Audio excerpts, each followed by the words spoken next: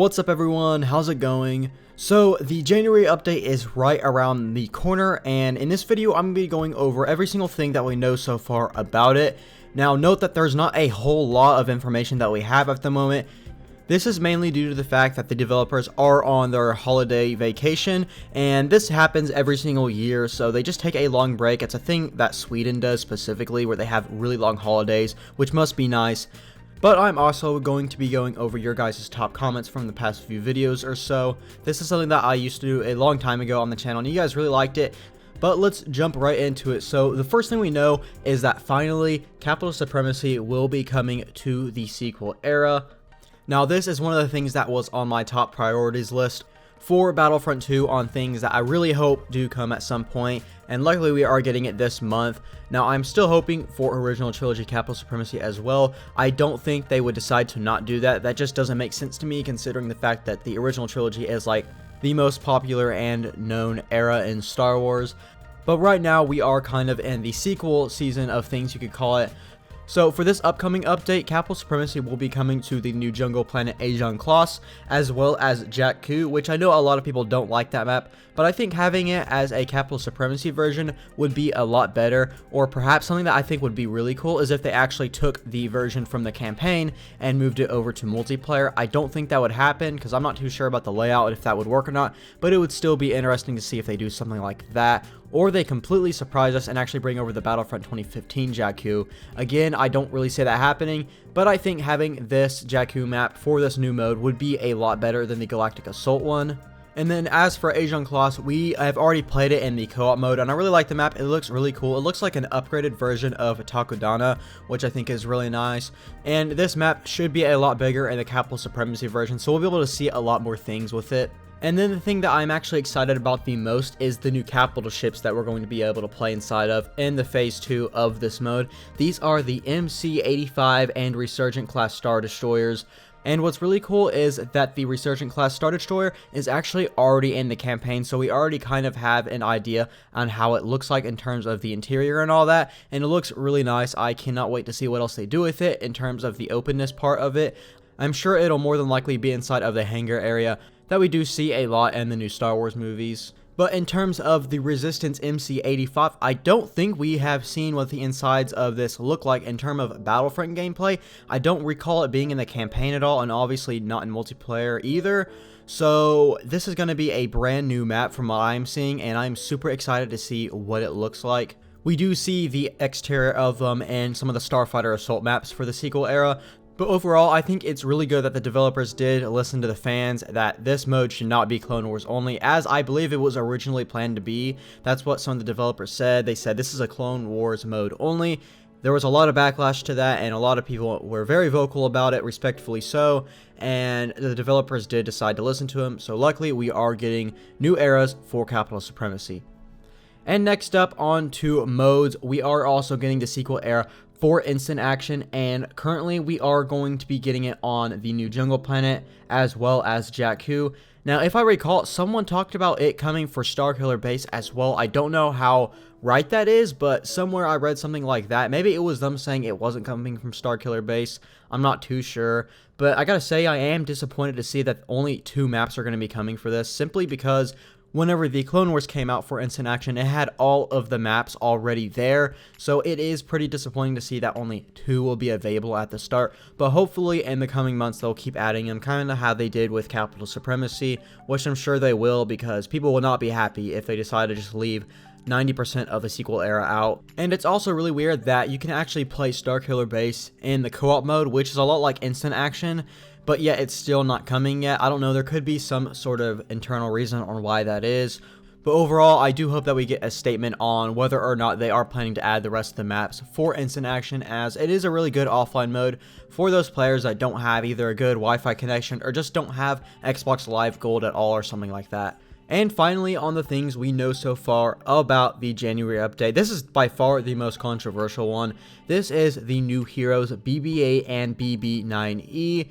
Now, whenever these guys were released, there was a lot of backlash, as well as a lot of people praising DICE for taking the chance of making these guys and not doing something that a lot of people were expecting. Now, me personally, I was hoping for Poe Dameron to come into the game with whoever the counter villain would be. I don't really care. I would just love to see Poe Dameron as a ground hero, but instead we are getting BB-8 and BB-9E, which is a surprise to be sure, but we'll have to see if it's a welcome one.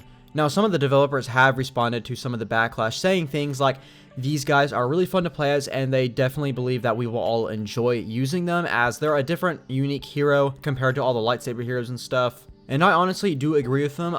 I think we are a little bit too quick to judge these characters because we still don't know really anything about them and how they play, what their abilities would be, and all that other stuff. So I think it's best that we just wait and then we use them for about a week or so and then really make our final decision on whether or not these are good heroes. And if they are, then that's really great, and I'm glad for that. But if they aren't, then you know what, that's fine, because we have a ton of other heroes already in the game, something like 20 of them, so you just wouldn't use them, so I'm completely fine with that at the end of the day. Now, in the description of these heroes, it does say that BB-8 enlists to the Resistance as a new hero character, bringing a fast-paced playstyle to the roster. And it says his equivalent on the dark side, BB-9E, joins the villains to play a support role for the First Order. So we do know a little bit about them. We know that BB-8 is going to be super fast, and then BB-9E is going to be more of a support role. That's pretty much it. So like I said, I think it's best that we wait for the update to arrive to really judge them. And then one last thing for the sequel era updates, we do know that most all the updates for Battlefront 2 come out on a Tuesday, and so the chances of this update coming out are more likely going to be either on the 21st, which is next week, which I think is the least likely one out of these two, or the week after that, which is the 28th. So we already kind of have somewhat of an idea on when we can expect this update to come out. Now, the developers, I believe, are coming back from their vacation on Monday next week.